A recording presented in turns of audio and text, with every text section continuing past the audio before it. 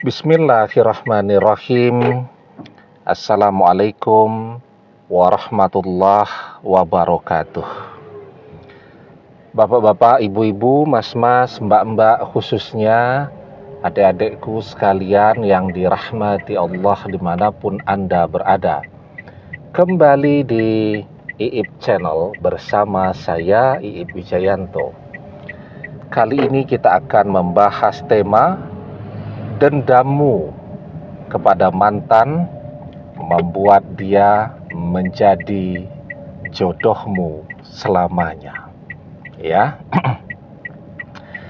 Jadi ketika perpisahan itu terjadi ya, ada orang yang kemudian bisa melupakan segala pengkhianatan mantan kepada dirinya.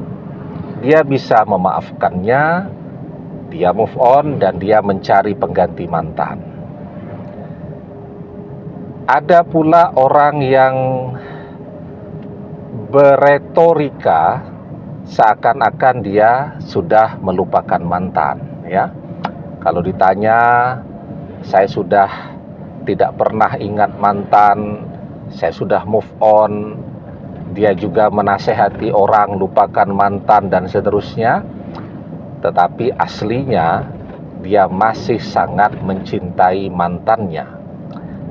Ada juga orang yang ketika mantan mengkhianatinya, walaupun terlihat diam, tidak ngapa-ngapain, tidak ngejar-ngejar, tidak marah-marah, tetapi di dalam hatinya dendam kepada mantannya membara.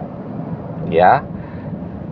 Maka bagaimana sekarang kita lihat ya, orang yang bisa memanfaatkan energi dendam atau energi kemarahan itu untuk bisa meraih sesuatu, mendapatkan orang yang dia cintai, tetapi secara halal, ya, secara baik.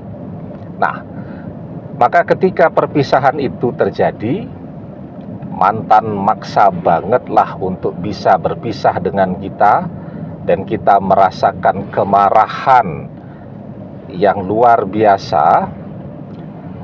Maka sekarang kita berusaha untuk membuat mantan menjadi orang yang paling menyesali perpisahan itu. Caranya bagaimana? Caranya dengan menjadikan diri kita sebagai seseorang ya, yang paling diinginkan oleh mantan.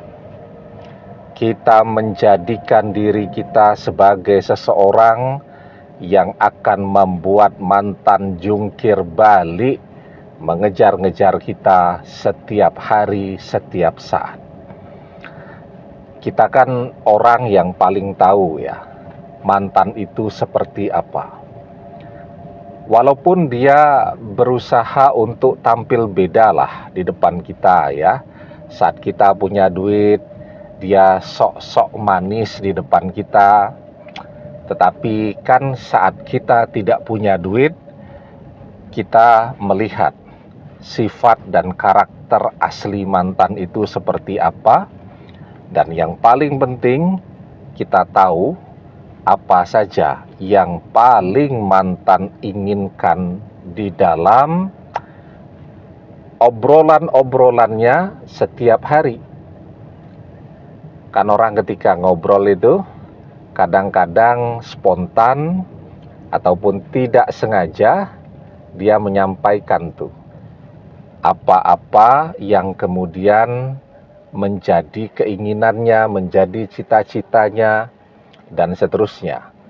Seperti misal ya, mantan sering banget lah bilang bahwa dia amat sangat menginginkan untuk bisa punya pasangan orang yang kaya raya. Mantan selalu bilang tentang mimpi-mimpinya untuk bisa liburan musim salju di Eropa, dan seterusnya. Nah, Jadi itu sebenarnya modal bagi kita. Modal informasi pengetahuan yang sangat lengkap tentang siapa itu mantan dan apa yang menjadi cita-cita dan tujuan di dalam hidupnya. Nah, maka sekarang disitulah kita berusaha bekerja sekeras-kerasnya agar apa yang kemudian menjadi mimpi-mimpi mantan, jadi mantan baru cuman mimpi, tetapi bisa kita peroleh sehingga mantan jadi amat sangat menginginkan untuk kembali kepada kita. Kita bisa lihat ya, ketika perpisahan itu terjadi, ada orang yang kemudian merasa beruntung, merasa bersyukur, berpisah dengan mantannya, yaitu ketika dia melihat setelah perpisahan itu terjadi, mantannya justru tambah drop, dari bekerja jadi nganggur, dari punya tabungan jadi bangkrut, dan seterusnya. Nah, maka ketika dia melihat kualitas mantannya seperti itu, dia bersyukur sudah memilih perpisahan. Tetapi lebih banyak lagi orang yang kemudian menyesal. Kenapa dia menyesal? Karena melihat sekarang mantannya jauh lebih keren, lebih ganteng kalau laki-laki, lebih cantik kalau wanita. Kemudian di media sosial sangat terkenal, sangat populer, punya begitu banyak follower, ya.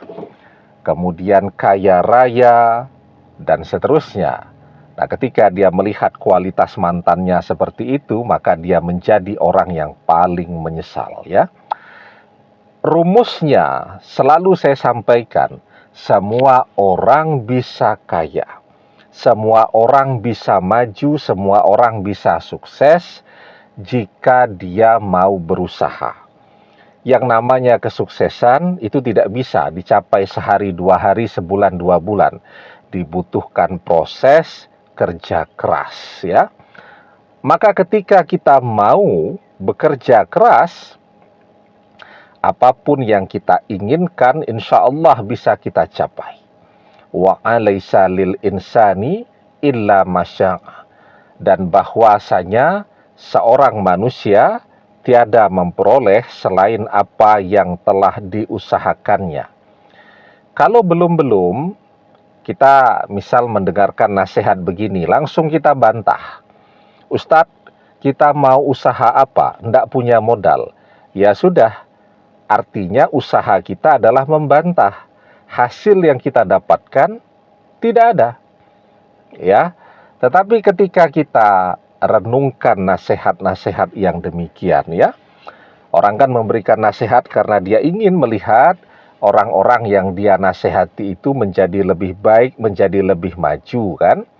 Nah, kita renungkan nasihat itu dengan seksama, dengan cermat, dengan teliti begitu, maka insya Allah kita cari kemudian ide-ide kreatif yang bisa kita kembangkan, maka kita investasikan tenaga, waktu, pikiran kita untuk bekerja sekeras-kerasnya, maka ketika kita mau kerja keras, insya Allah rezeki akan kita dapatkan.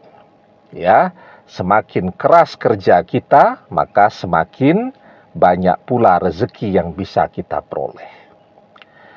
Kemudian ketika mantan melihat betapa sukses, mapan, bahagianya kita pada saat ini, nah maka mantan akan jungkir balik untuk kembali kepada kita. Artinya kemarahan, dendam yang ada di dalam hati kita, jangan kita gunakan untuk marah-marah, apalagi kepada orang-orang yang ada di sekeliling kita. Ya, kasihan mereka. Kan yang mengkhianati kita adalah mantan, bukan mereka. Tapi kenapa pula mereka yang harus mendapatkan kemarahan kita? Kenapa pula harus mereka yang kita semprot dengan kemarahan kita? Jadi, energi kemarahan itu adalah energi yang sangat besar, ya. Dan itu harus kita investasikan, kita arahkan untuk mendorong kinerja kita, ya. Orang ya kalau tidak sedang marah, ya tidurnya jam 9, jam 10. Tapi ketika orang sedang marah, dendamnya bergejolak, itu kadang-kadang tidak bisa tidur di malam hari, ya. Dan apa yang harus dikerjakan? Bekerja, daripada memikirkan mantan yang kemudian justru membuat kita tambah sakit hati, ya. Kerja keras. Nah, kemudian yang kedua, ketika kita marah dan dendam, seperti tadi ya, orang sedang tidak marah, semuanya berjalan dengan oke, sesuai dengan apa yang dia inginkan, jam 10 malam sudah bisa tidur. Tapi ketika orang marah, maka malam hari sulit untuk tidur, karena memang kemarahan itu energi yang luar biasa. Siang hari pun dia beraktivitas, dia tidak capek, padahal malam dia kurang tidur. Nah, itu namanya dorongan dari energi kemarahan. Maka di malam hari ketika kita tidak bisa tidur, kita memikirkan apa yang bisa kita kerjakan, dan juga kita sempatkan untuk memanfaatkan waktu malam itu berdoa, memohon pertolongan Allah. Jadi kenapa waktu malam hari itu adalah waktu yang sangat mustajab untuk berdoa?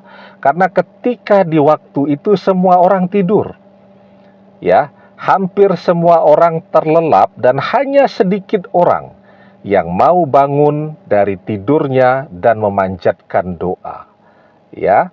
Nah, logikanya kita bisa lihat ya, kalau jam-jam segini ada 6 miliar manusia di bumi ini, semua doa naik ke langit, ya. Tetapi di malam hari hanya sedikit orang yang kemudian berdoa, dan hanya sedikit doa yang naik ke langit, ya. Sehingga doa kita itu akan lebih cepat untuk sampai ke pintu-pintu langit. Kalau di jam-jam segini sudah tuh, ya, seperti di jalan raya itu doa, ya, bersaing untuk bisa naik ke pintu langit. Tetapi di malam hari ketika hanya sedikit orang yang terbangun, maka doa kita akan sangat cepat untuk melesat sampai ke pintu langit. Nah, kita manfaatkan waktu-waktu malam hari kita itu juga untuk beribadah, untuk berdoa, maka insya Allah ditambah dengan usaha kita tadi, dan kita berdoa kepada Allah agar mantan yang minta balik duluan, agar mantan menjadi jodoh sejati dalam hidup kita dunia akhirat, maka insya Allah doa kita terkabul. Jadi ketika orang berdoa juga itu kan, ada orang yang berdoa dalam kemarahan, itu keyakinannya doanya terkabul akan meningkat. Fokusnya di dalam berdoa itu juga akan meningkat, dan itu akan mempercepat terkabulnya doa. Itu kenapa orang-orang yang terzolimi, orang terzolimi itu kan mereka marah sebenarnya, tapi mereka tidak bisa ngapa-ngapain, ya. Mereka mau melawan, mereka takut kepada orang yang menzoliminya, tetapi di dalam hatinya itu bergemuruh. Dan itu yang membuat kenapa ketika mereka berdoa, mereka bisa fokus, energinya besar, ya, sehingga doa orang yang terzolimi itu menjadi doa yang mustajab. Dakwatul mazlumi mustajabah, wa in kana fajiron fafujuruhu ala nafsi. Doa orang yang terzolimi itu adalah doa yang mustajab, meski yang berdoa itu orang yang fajir. Bayangkan tuh ya, orang yang fajir itu adalah orang yang gemar maksiat. Ketika dia terzolimi, doanya mustajab karena kefajiran yang dia lakukan, dosanya di hari kiamat.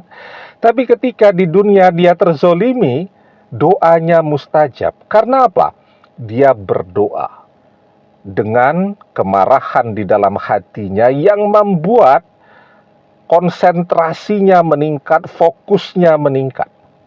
Ya, itu kekuatan doa orang yang sedang marah, ya. Sehingga itu kenapa orang yang terzolimi doanya cepat sekali terkabul untuk orang yang menzoliminya, ya. Coba tuh ya, kalau kita berdoa, misal kita berdoa agar mudah rezeki dan seterusnya, ya hati kita standar saja, tidak ada gemuruh di sana. Tetapi ketika kita berdoa, ya kita mulai menyebut nama mantan yang sudah mengkhianati kita, langsung dada kita bergemuruh.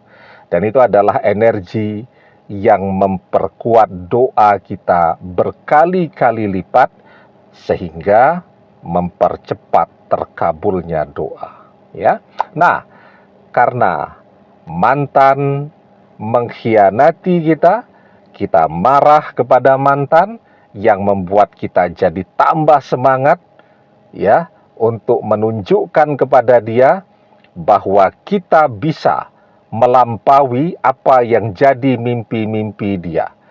Karena kemarahan yang ada di dalam hati kita, kita jadi semangat untuk berdoa agar dia menjadi jodoh kita. Karena kemarahan di dalam hati kita, dan kita salurkan kemarahan itu dengan baik, dengan benar, maka mantan kembali menjadi jodoh sejati dalam hidup kita. Amin. Demikian, semoga bermanfaat. Wallahu a'lam bissawab, billahi taufik wal hidayah. Assalamualaikum warahmatullahi wabarakatuh.